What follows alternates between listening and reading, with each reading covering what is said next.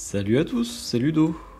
On se retrouve pour la fin de la mise en place de la charpente de la tour octogonale.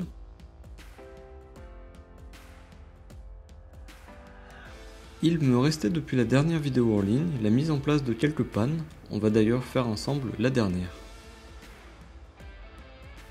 Je dois ajuster la longueur en pied de panne, pour cela je réduis progressivement sa longueur à l'aide de ma tronçonneuse, jusqu'à ce qu'elle arrive à la bonne hauteur sur mon poinçon.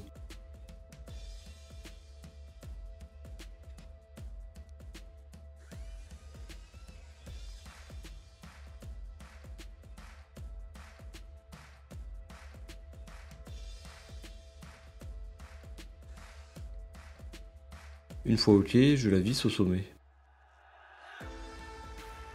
Je passe ensuite à la fabrication de mon support central pour les deux chevrons qui se rejoignent au centre. Je forme une sorte de tube avec 3 chutes de peinture à voler qui ont le bon diamètre intérieur par rapport à la tige filetée que j'avais soudée sur ma ferronnerie.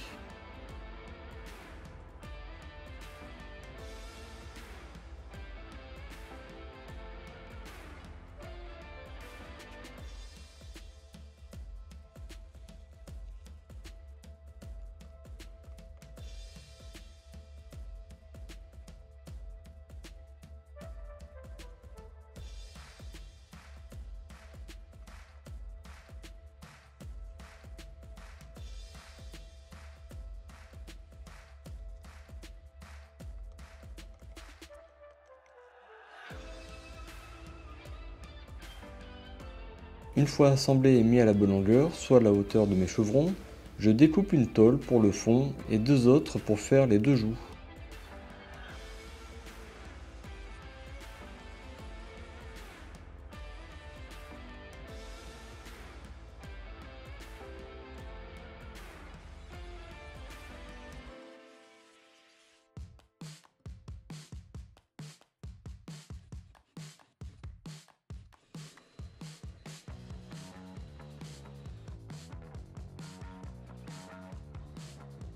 Je perce la tôle du fond au diamètre de la tige filetée centrale, puis je pointe et soude tout cela.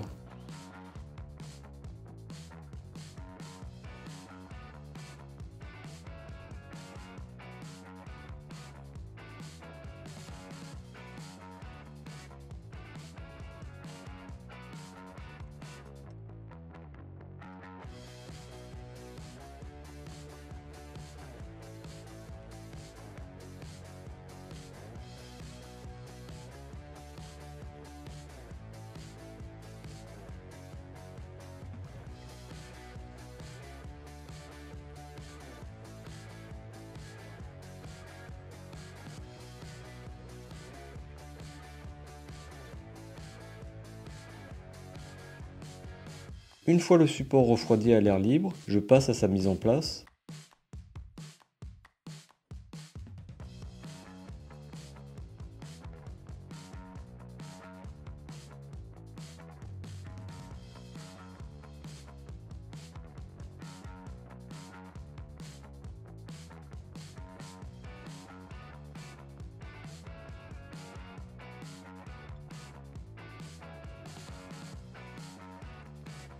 Je mets 2 grandes vis à bois en diagonale par le dessus pour maintenir les 2 chevrons collés l'un à l'autre.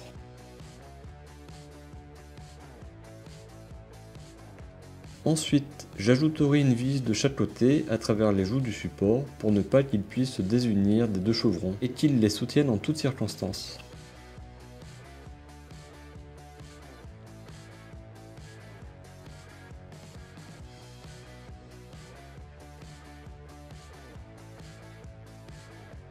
Une fois cette mise en place terminée, je passe tout de suite à la pose de la volige préassemblée à l'atelier. Globalement, je suis content d'avoir préparé tout cela à l'avance, même si l'on voit que j'ai dû reprendre un peu la largeur de celle-ci à la tronçonneuse, ce qui n'avait pas de conséquence sur la finalité.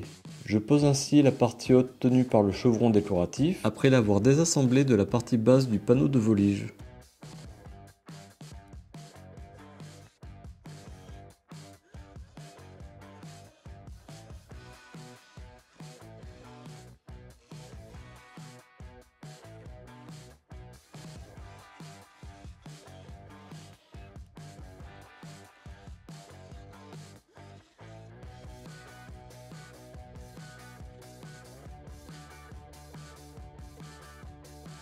Je reprends ensuite chaque volige une par une de la partie basse jusqu'à me rapprocher du mur qui, je le rappelle, sera bien sûr isolé et dont tous les supports de la charpente seront masqués.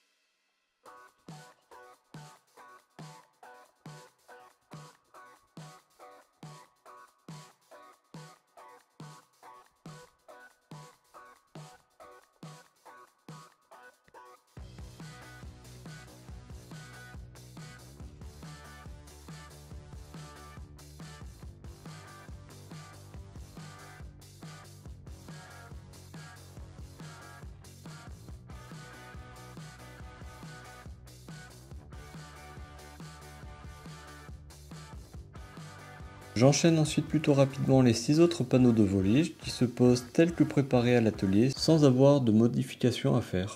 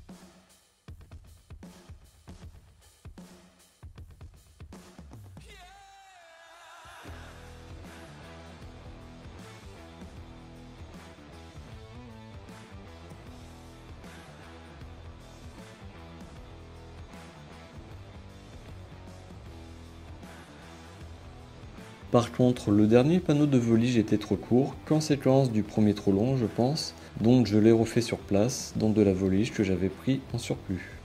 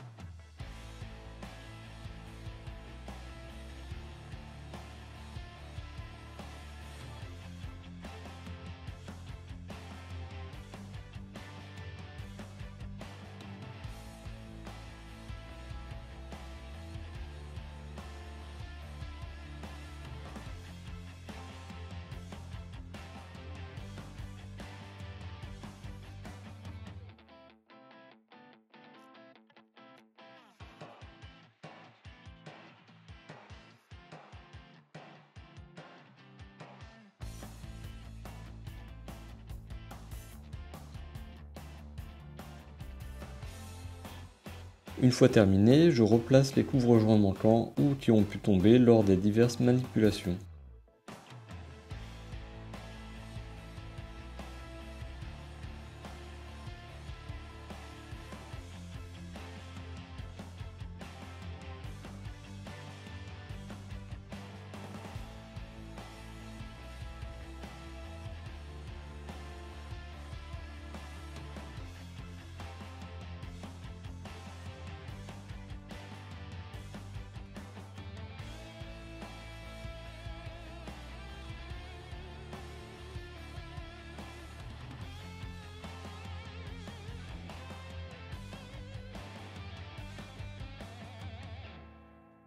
Pour finir la journée, je commence la mise en place des planches qui formeront les caissons d'isolant.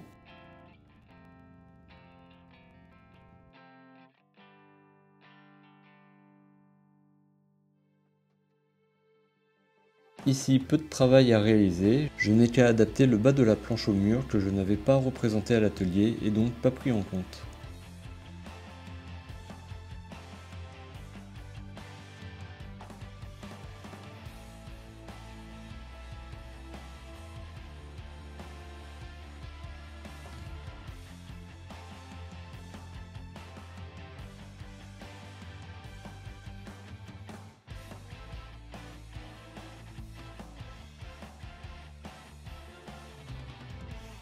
Allez, ça fait déjà une bonne journée de travail, je vais en garder sous le pied pour demain quand même.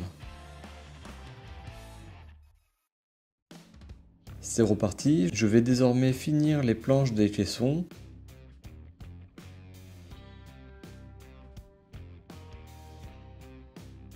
Je prends donc la mesure de ma panne du sommet au mur.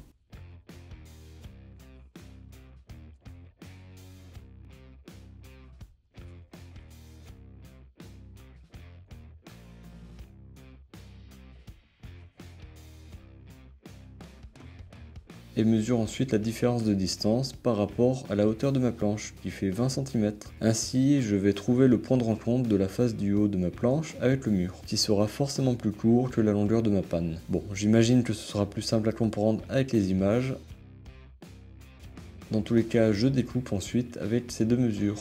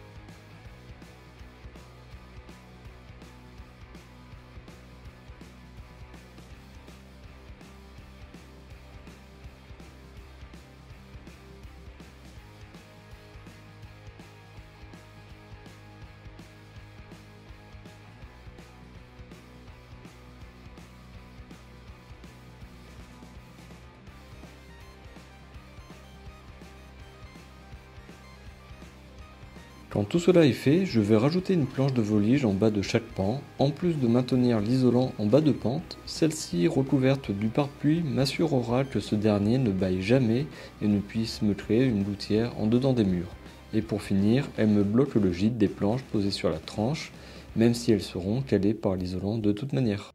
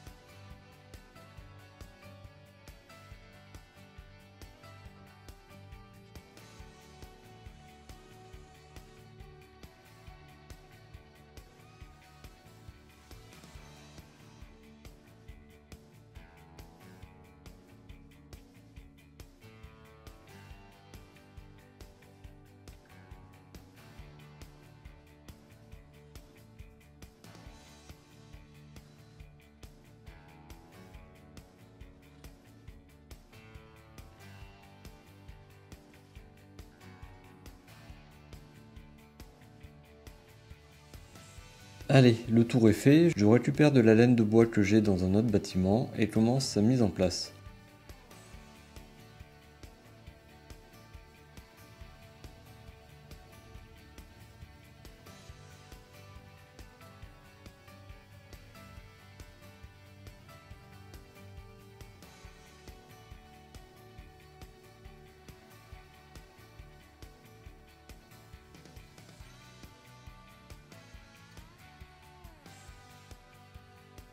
Comme rien n'est droit, beaucoup de découpe pour ne pas avoir trop de pertes, mais avec les deux couches de 100 mm croisées et bourrage dans les petits espaces, je pense que je suis pas trop mal pour l'isolation d'une cage d'escalier.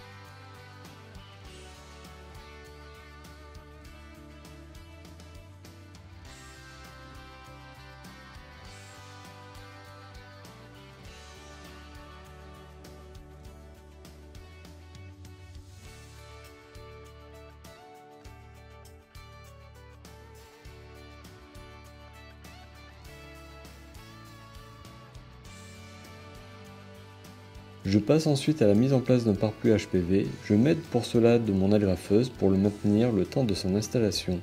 Du fait de la forme conique, la mise en place est un peu particulière, mais pour m'assurer du résultat, je fais de larges recouvrements pour ne pas avoir de soucis. Pour tous ceux qui poseront un pare-pluie sans expérience, le plus important est de respecter un principe de base. Le morceau qui est plus haut dans la pente doit bien sûr toujours recouvrir le morceau en dessous.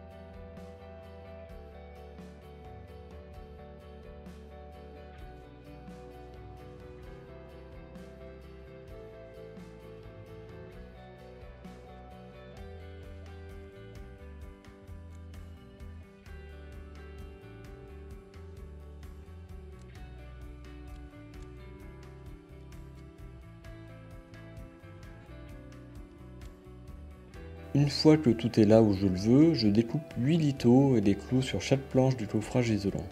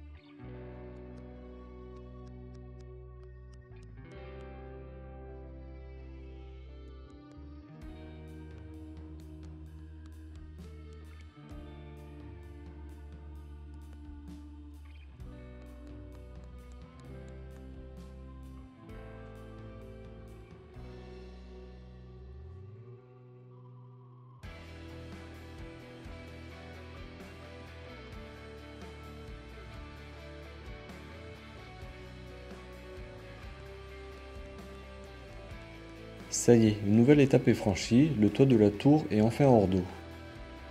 J'en profite pour annoncer la création d'une page Tipeee, dont vous trouverez le lien en description. C'est simplement un moyen pour ceux qui le souhaitent de me soutenir, même si je suis bien conscient que la conjoncture actuelle est difficile pour tout le monde. Ma chaîne YouTube représente pour moi beaucoup de plaisir, l'envie de faire des choses de plus en plus originales et de vous présenter mes techniques pour y parvenir, tout en restant cohérent avec les fondamentales de mon projet, qui sont la mise en œuvre avec le moins de matériel possible et montrer que tout seul on peut faire des choses sympas. Le but n'est donc pas de gagner de l'argent avec mes modestes vidéos, mais plutôt d'essayer de moins en perdre du fait de tout le temps que j'y consacre. Donc si quelqu'un souhaite participer à ma petite cagnotte, même de façon symbolique, je l'en remercie par avance infiniment. Allez, je referme ce volet qui n'est pas le plus agréable pour moi, et je vous dis à très bientôt pour la suite des travaux.